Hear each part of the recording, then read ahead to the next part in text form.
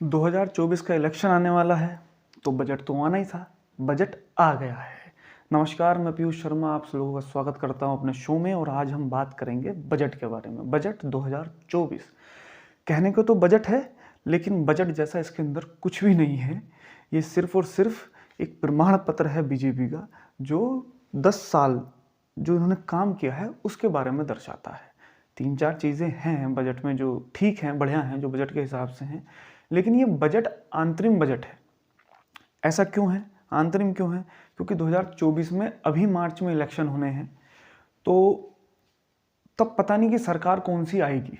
BJP रहेगी तो यही जो बजट अब निकाला है इसमें कुछ और योजनाएं बढ़ाकर ये आगे सरकार देंगे अप्रैल में। लेकिन अगर कोई और सरकार आई तो उसके लिए इस बजट का कोई महत्व नहीं है। इसलिए ये जब भी इलेक्शन होगा एमपी का, उससे पहले जो बजट सेशन आता है पार्लियामेंट में, तब इन्हें देना पड़ता है। लेकिन इस बजट का कोई ऐसा महत्व होता नहीं है। अगर पार्टी वही जीत जाए जिसने बजट दिया है, जो पहले पार्टी थी वही जीत कर दोबारा आ जाए, तो इसके अंदर वो और थोड़ी सी योजनाएं बढ़ाकर इसी को ही आगे बढ़ा देती है। ठीक है, ये इसलिए आंतरिक बजट है। बजट 2024 जानने से पहले उसका पहले इतिहास जान ले थोड़ा सा कि कब से शुरू हुआ। तो ये ब्रिटिश ने सबसे पहले भारत में बजट लेकर आई थी 1860 में। 7 अप्रैल 1860 में जेम्स विल्सन नाम के एक आदमी ने सबसे पहली बार बजट पेश करा था। आज तक सबसे ज़्यादा बार बजट पेश कर चुके हैं मोरारजी देसाई जी। और ये कहा जाता है कि जो पहली वुमेन थी जिन्होंने बजट पेश किया था वे थी इंदिरा गांधी। इंदिरा गांधी थी। जब एक बार क्या हुआ कि फाइनेंस मिनिस्टर को कुछ हो गया तो कार्यवाहक इंदिरा गांधी उस टाइम थी, फाइनेंस मिनिस्टर भी और प्रधानमंत्री भी, तो इन्होंने ही बजट पेश करा था। लेकिन ऑफिशियली अगर माने तो वो है सीतारमण जी। ठीक है, आगे बढ़ते हैं। ये तो हो गया है। अब इसमें एक चीज और मेन बात है कि कॉन्स्टिट्यूशन में क्या बजट का उल्लेख है? बजट जो शब्द है BUDGET, क्या ये है? ये कॉन्स्टिट्यूशन में कहीं भी नहीं है। आर्टिकल 112 में ये लिखा हुआ है annual financial statement, money bill. ये नाम मिलता है एनुअल फाइनेंशियल स्टेटमेंट। बजट नाम कॉन्स्टिट्यूशन में कहीं नहीं है। इसी को ही आम भाषा में लोग कह देते हैं बजट। ठीक है, बजट के बारे में बात करते हैं। बजट तो एक आंकड़ा सामने आता है कि कितने रुपए का होगा। देख लीजिए 2023-24 का जो निकल गया है वो था 44,90,486 रुपए का। और जो 2024-25 का इन्होंने निकाला है, इन्हें उम्मीद है कि ये जीत जाएंगे और ये आएंगे, तो उसके बाद इन्होंने 2024-25 का निकाला है 47,65,768 रुपए का। अब आप ये सोच रहे होंगे इतने रुपए कहाँ से आ गए, है ना? तो देखिए इनका जो आते हैं अर्निंग जो है, पहली तो है इनकम टैक्स से, जो लोग कमाते हैं उसके ऊपर इनकम टैक्स देते हैं, है ना। एक है GST। जो लोग, हम लोग जैसे कोई सामान खरीदने जाएंगे, कपड़े खरीदने जाएंगे, मोबाइल खरीदने जाएंगे, लैपटॉप खरीदने जाएंगे, कुछ भी खरीदने जाएंगे तो उसके ऊपर हम GST देंगे। तो वो भी रुपए कहाँ जा रहे हैं? सरकार के पास। इनकम टैक्स के भी रुपए कहाँ जा रहे हैं? सरकार के पास। और एटसेट्रा में इसलिए लिख दिया कि देखिए जैसे सरकारी कंपनियां हैं वहाँ से भी अर्निंग हो रही है, तो वो भी सरकार के पास जाएगी। जो RBI ने लोन के ऊपर पैसा दे रखा है उसका भी लोन आएगा, तो वो भी क्या है? इनकी कमाई है। लेकिन सबसे ज़्यादा कमाई इन्हें कहाँ से है? वो है लोन से। लोन मतलब ये जो दूसरे देशों से पैसा लेकर आते हैं।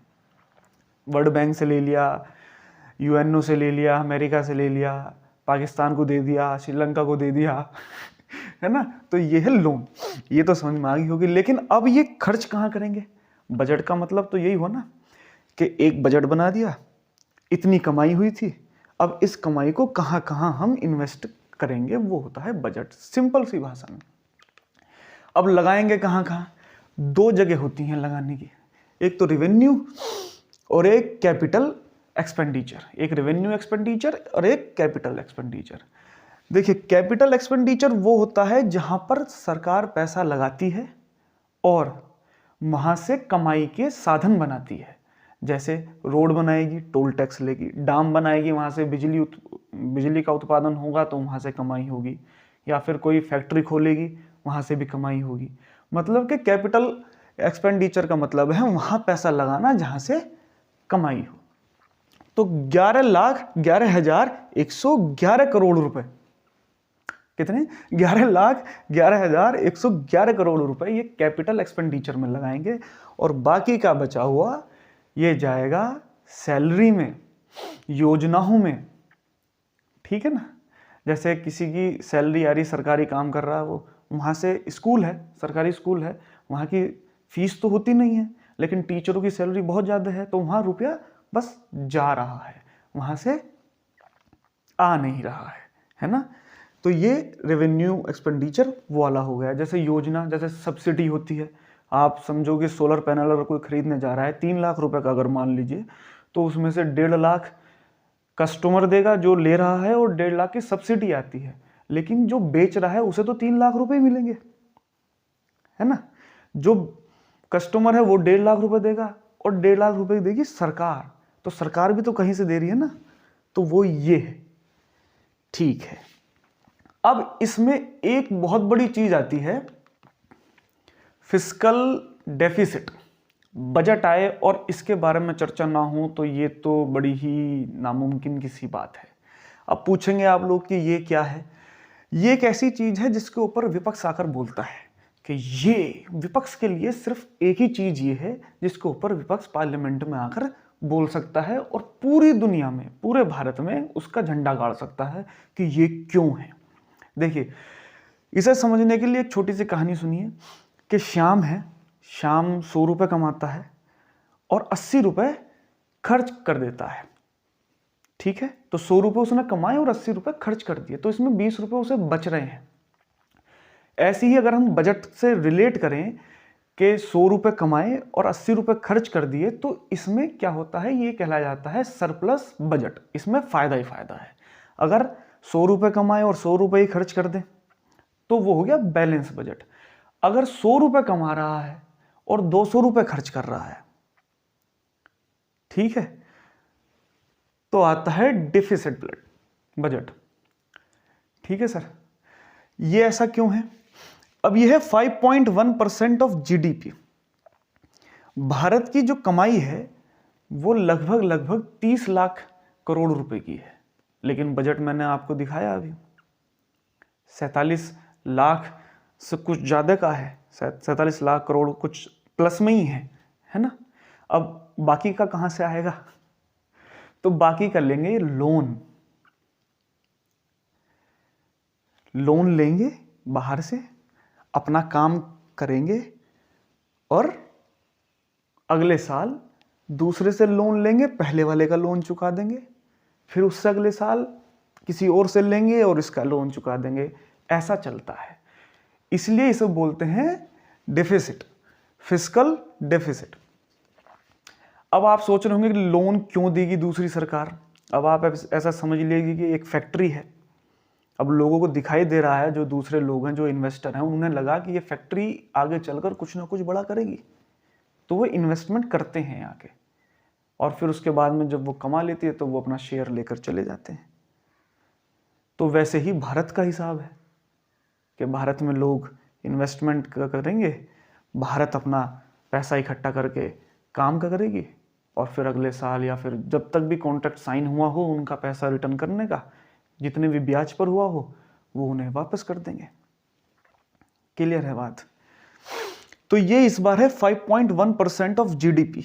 अब देखिए आप, इसको दिखाने का जो तरीका है वो बड़ा अजीब है। बजट तो दिखाते हैं आंकड़ों में, लेकिन ये दिखाते हैं परसेंटेज में, और वो भी परसेंटेज ऑफ जीडीपी। जीडीपी हमारी, अभी आपने सुना होगा, 3 ट्रिलियन पार कर चुकी है, $3 ट्रिलियन पार कर चुकी है। तो उसका 5.1% ये है डेफिसिट। समझ में आई? बहुत तगड़ा डेफिसिट होता है, लेकिन ये पिछले कुछ सालों से कम है। जितना भारत कमा रहा है उससे कम डेफिसिट है। इतना भी मान के चलिए, जो पहले हुआ करता था ये बहुत ही ज़्यादा हुआ करता था। जितना भारत कमाता था उससे कहीं गुना ज़्यादा डेफिसिट हुआ करता था। अब ऐसा नहीं है, अब थोड़ा कम है, लेकिन ये भी बहुत है। इसको कुछ गणितज्ञ तो इतना तक कहते हैं कि ये होना भी चाहिए, ये 2.3% से 3% तक होना भी चाहिए। इससे क्या होता है कि लोगों का, जो बाहर के जो लोग हैं, उनका इंटरेस्ट बना रहता है भारत के अंदर, देश के अंदर। ये वह आपको समझ में आ गया होगा।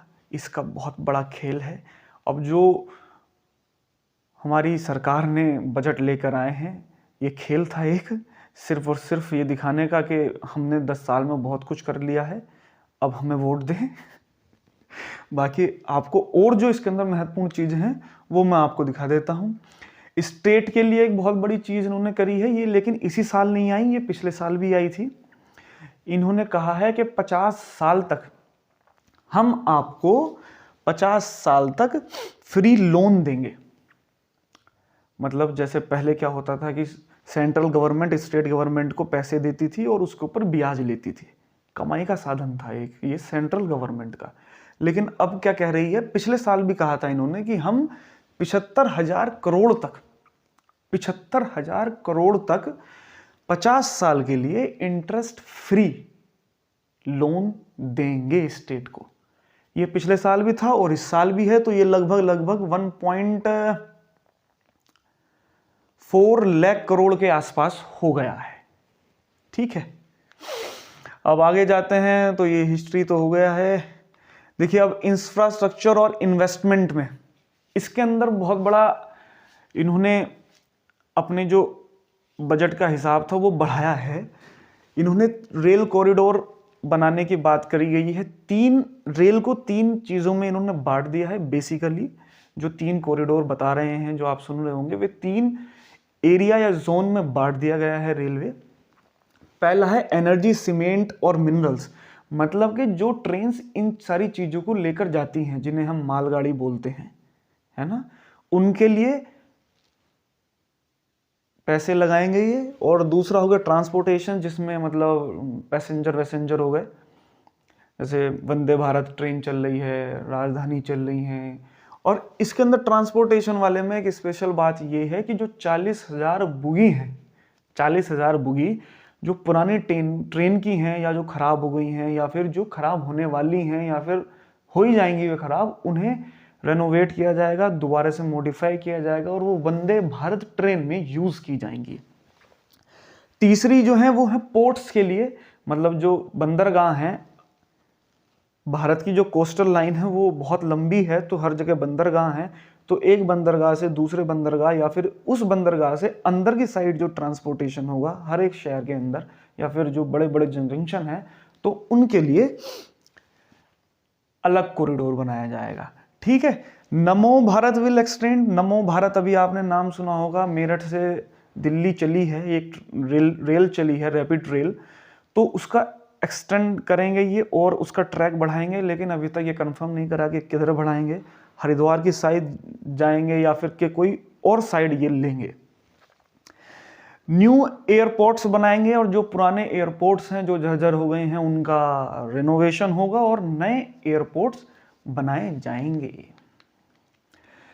सस्टेनेबल डेवलपमेंट पर भी इन्होंने जोर दिया है। इसको हिंदी में बोलते हैं सस्टेनेबल डेवलपमेंट को सतत विकास। मतलब इसका आसान की भाषा में बात कहूँ तो इसका मतलब ये है कि इन्वायरमेंट को हानि ना पहुंचाते हुए डेवलपमेंट करना। इसमें एक योजना चलाई है नरेंद्र मोदी जी ने 2024 में 22 जनवरी जब अयोध्या गए थे, राम प्रतिष्ठा का आयोजन हुआ था, वहाँ पीएम सूर्योदय योजना चलाई है। इसमें 1 करोड़ फैमिली को सोलर पैनल दिए जाएंगे। 1 करोड़ फैमिली को, पर्सन की बात नहीं कर रहा है, पर्टिकुलर एक आदमी की बात नहीं कर रहा हूँ, 1 करोड़ फैमिली। अगर आप 5 पर्सन एक फैमिली में माने तो 5 करोड़ लोग मान लीजिए। अभी तक इसका भी कुछ भी प्रोसेस क्लियर नहीं बताया है, सिर्फ ये बताया है कि 300 यूनिट फ्री बिजली मिलेगी। अब वो कैसे मिलेगी, इनका क्या हिसाब होगा, अभी तक उसके बारे में बिल्कुल क्लियर जानकारी है नहीं। एक पीएम ई बस सेवा शुरू करी है, इसमें 10,000 नई बसें ये बनवाएंगे। और जो इलेक्ट्रिक होंगी जो बिल्कुल भी पोल्यूशन नहीं करेंगी। सस्टेनेबल डेवलपमेंट का इन्होंने, भारत सरकार ने 2070 तक जीरो एमिशन कार्बन का एक गोल बनाया है, जिसका मतलब ये है कि जितना कार्बन भारत में उत्पादन होता है कार्बन का, जैसे फैक्ट्रीज या फिर किसी और चीज़ों से, तो उतना ही उपयोग भारत में ही हो जाए। तो इसका मतलब हो जाएगा कि जीरो एमिशन कार्बन, कोई भी कार्बन का उत्सर्जन भारत से नहीं होगा। ये 2070 का इन्होंने लक्ष्य लिया है। अब एग्रीकल्चर पर आते हैं कि किसानों को क्या दिया है इन्होंने। एक नैनो डीएपी है, डाई अमीनो फोस्फेट, ये आपने सुना होगा, इन दिनों खाद में आ रहा है, उर्वरक है, छोटी सी डिब्बी सी आती है, पहले कट्टे आते थे खाद के, अब छोटी सी डिब्बी आती है, उसे पानी में डाल देते हैं और वो पूरे खाद में लग जाता है। पहला प्लांट इन्होंने गुजरात में लगाया था, कलोल में। अब 5 इंटीग्रेटेड एक्वा पार्क बनाए जा रहे हैं मछली पालन के लिए। मॉडिफिकेशन ऑफ डेयरीज हो रहा है, डेयरी में जितनी भी उपकरण हैं उनको मॉडिफाई किया जाएगा और नई डेयरियां खोली जाएंगी। आपको ये बता दूं कि भारत आज के वक्त में दुनिया में सबसे पहले नंबर पे है दूध उत्पादन में। पीएम किसान योजना 2019 में आई थी और इसमें 11.8 करोड़ लोग इसका फायदा उठा पाए हैं, ऐसा सरकार कहती है। बाकी तो पता नहीं क्या ही होगा, लेकिन कागजों में जो पेपर है, ऑन पेपर यही है। पीएम किसान योजना में क्या होता था, 2-2 हज़ार रुपए की किस्त आती थी 3 बार एक साल में, मतलब 6,000 रुपए हर किसान के खाते में आते थे। पहले छोटे किसानों के खाते में आते थे, लेकिन अब ये योजना सभी किसानों के लिए कर दी गई है। पीएम फसल बीमा योजना है, अगर आपकी फसल जो आपने लगाई है वो खराब हो जाए, दीमक खा जाए या फिर कुछ और हो जाए, तो उसमें उसका बीमा मिल जाता था। इसका फायदा 4 करोड़ लोगों ने उठा चुके हैं अभी तक सरकार के द्वारा। इस बार जो चावल है वो 38 लाख मैट्रिक टन खरीदा है, जो पिछली की तुलना में ज्यादा है। लेकिन जो इस बार गेहूं खरीदा है सरकार ने 262 लाख मैट्रिक टन, ये पिछले की तुलना में कम है। इसका कारण सरकार ने नहीं बताया है, हो सकता है कि कम उत्पादन हुआ हो और बाकी पता भी नहीं। अब आगे चलते हैं, वुमेन एम्पावरमेंट में इन्होंने क्या क्या दिया है। वुमेन एम्पावरमेंट में एक मुद्रा योजना चलाई थी इन्होंने 2015 में, उसके अंतर्गत 30 करोड़ महिलाओं ने इसका फायदा उठाया है। और इसका फायदा उठाने के बाद में 1 करोड़ महिलाएं लखपति दीदी भी बन गई हैं। 1 करोड़ महिलाएं। अब देखिए, जितनी भी योजनाएं हैं इनका सबका अलग अलग प्रोसेस है। किसी में 1 लाख रुपए देगी सरकार, आप उसका 1 लाख रुपए लौटा देते हैं, चुका देते हैं सरकार को, तो फिर वो 2 लाख लोन भी दे सकती है। 2 लाख चुका देंगे तो फिर 5, फिर 10, ऐसे ऐसे ये रकम की जो राशि है ये बढ़ती चली जाती है। लेकिन कभी कभी ऐसा भी होता है कि लोग कोई स्टार्टअप शुरू करते हैं लेकिन सफल नहीं हो पाते, तो वहाँ ये पैसा डूब जाता है। तो योजनाएं ये हैं। एक लखपति दीदी का इस बार ये करा है इन्होंने बजट में कि इस बार ये 3 करोड़, जैसे अभी तक 2023-24 में 1 करोड़ महिलाएं लखपति दीदी बन गई हैं, तो इनका इस बार का एस्टिमेट है कि इस बार हम 3 करोड़ महिलाओं को लखपति दीदी बनाएंगे। पहले ये 2 करोड़ था, लेकिन स्थिति देखकर और लोगों के मन में इच्छाएं देखकर, जिस हिसाब का प्रोग्रेस हुआ है लखपति दीदी वाले प्रोग्राम में, इन्होंने 3 करोड़ कर दिया है। और सबसे बड़ी चीज हुई है ये, हायर एजुकेशन में 28% इजाफा हुआ है। हायर एजुकेशन में जो नामांकन लड़कियों का हुआ है वो 28% ज़्यादा हुआ है। और STEM मतलब टेक्नोलॉजी, इंजीनियरिंग, मैथ, इसमें 43% इजाफा हुआ है। और ये दुनिया का सबसे बड़ा इजाफा है।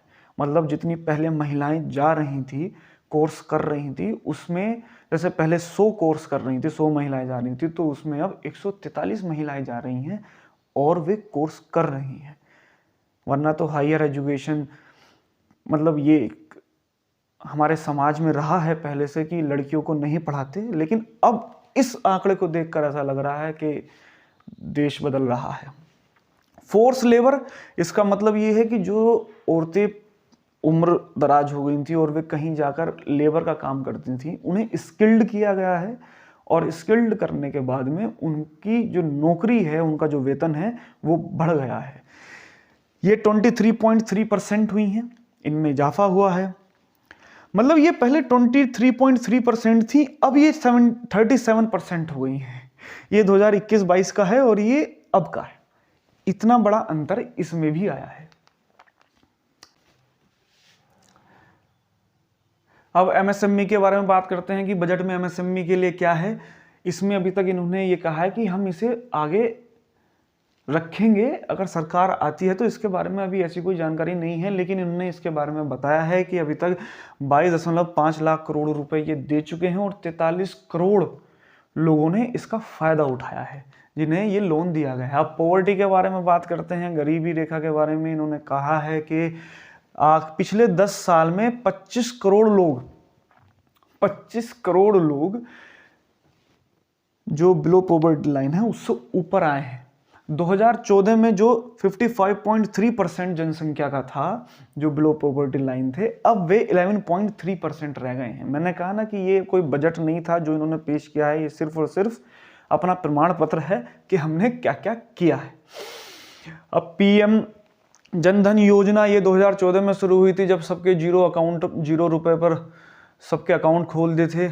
इसमें कहते हैं कि 34 लाख करोड़ रुपए ये दिया नहीं है, मतलब कि जो इसके अंतर्गत लोगों ने फायदे उठाए हैं, मतलब कोई स्कीम चल रही हो, कोई योजना चल रही हो, जैसे कोई सरकार ने किसी को पेंशन भेजी हो या फिर किसी योजना के अंतर्गत सब्सिडी में मिली हो, तो वो इन जो योजना जो ये अकाउंट हैं उनमें इतना ट्रांजैक्शन अब तक हो चुका है।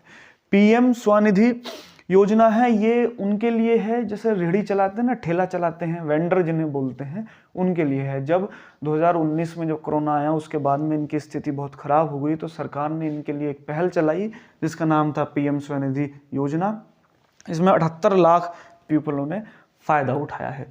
थर्ड टाइम, मतलब ये 20 में चली, 21, 22, 23, जब तीसरी बार आए तो इसमें जो है 2.5 लाख के आसपास लोगों ने फायदा उठाया। इसका मतलब ये नहीं है कि पहले में 1 लाख रुपए ले गए, 1 लाख रुपए जमा कर दिया, मतलब वापस दे दिया लोन का, तो फिर 2 लाख ले गए, फिर 2 लाख सरकार को वापस कर दे तो फिर 5 लाख ले गए।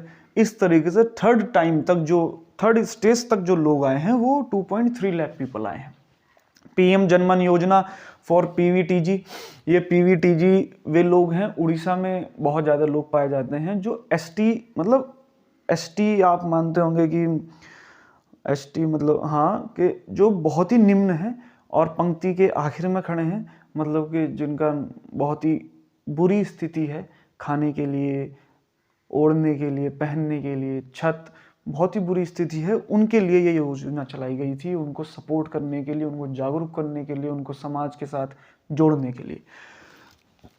ये पीएम विश्वकर्मा योजना है, 2023 सितंबर में चलाई गई थी। इसके अंदर 18 तरीके के लोग आते हैं, मतलब ट्रेड्स आती हैं। 18 तरीके मतलब बढ़ई हो गया, कारपेंटर हो गया है, पेंटर हो गया है, और लोहार हो गया है, कुम्हार हो गया है, जो भी जिस तरीके के शिल्पकार हैं उनके लिए योजना चलाई गई थी। एजुकेशन के बारे में बात करते हैं कि इन्होंने क्या क्या किया है। मतलब बजट में जो बताया है वो बता रहा हूँ, मैं कोई बीजेपी का एजेंट नहीं हूँ। देखिए, पीएम श्री योजना चलाई थी इन्होंने, इसके अंदर 75,000 करोड़ के आसपास रुपए दिए थे सेंट्रल गवर्नमेंट ने स्टेट गवर्नमेंट को, और उन्होंने कहा था कि जो स्कूल हैं उनका मॉडिफिकेशन करिए, उनकी सुधार करिए, उनके लिजाई पुताई करिए। स्किल इंडिया में 1.4 करोड़ पीपल स्किल्ड हुए हैं। ये पता नहीं कहाँ हैं, हुए तो हैं, इन्हें नौकरी मिली नहीं मिली इनका भी नहीं पता, इसका भी कोई अभी डाटा इन्होंने दिया नहीं। इन्होंने कहा कि आईआईटी जो पहले 16 थे वो 23 कर दिए हमने 10 साल में, 7 आईआईटी बनवाए हैं। एम्स जो पहले 7 थे वो 22 कर दिए, 15 बनवाए हैं। आईआईएम 7 और बनवाए हैं नए। आईटीआई तो 3000 बनवा दिए नए। आईआईटी 16 बनवाए हैं। यूनिवर्सिटीज़ जो पहले 723 थी वो 1113 बना दी, मतलब कर दी। 390 इन्होंने यूनिवर्सिटीज़ बनाई हैं। वही मैं कह रहा हूँ ना, इनका ये प्रमाण वो है बस कि हमने ये काम किया है। बजट कुछ नहीं था ये। अब ये काम बहुत अच्छा करा है इन्होंने इस बजट में।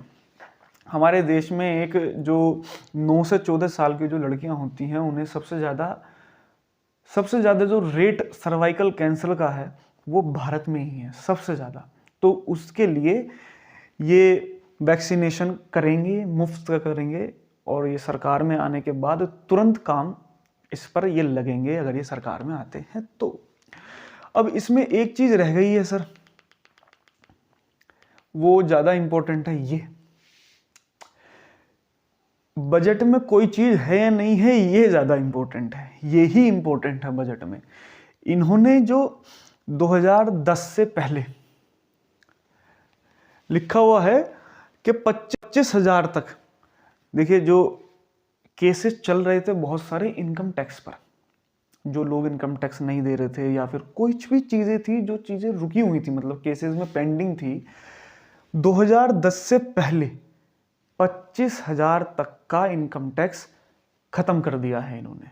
अगर किसी के ऊपर बकाया था या फिर केस वेस चल रहा था वो ख़त्म कर दिया है कि अब उसे नहीं देना है। और 2015 तक का 10,000 का, मतलब 2010 तक तो 25,000 का ख़त्म कर दिया है और 2015 तक 10,000 तक का इनकम टैक्स ख़त्म कर दिया है। और इसका जो असर सरकार को हुआ है वो हुआ है 3500 करोड़ रुपए का। 3500 करोड़ रुपए का घाटा गया है इस चीज़ से। बाकी बजट में और कुछ था नहीं सर, यही था। और बजट वैसे ये था भी नहीं, ये तो बस एक खेल था जो बीजेपी वालों ने खेला। सबसे अच्छा प्रचार करने के लिए जगह मिल गई संसद, और उन्होंने जो है बढ़िया करा। ठीक है, 2024 का इलेक्शन भी आ रहा है तो बजट तो आना ही था, ऐसा लोग कह रहे हैं, मैं नहीं कह रहा भाई, आई डोंट सेइंग दिस। बाकी ठीक है, अगला कोई ऐसा मुद्दा होगा तो फिर मिलेंगे, जब तक के लिए नमस्कार, धन्यवाद।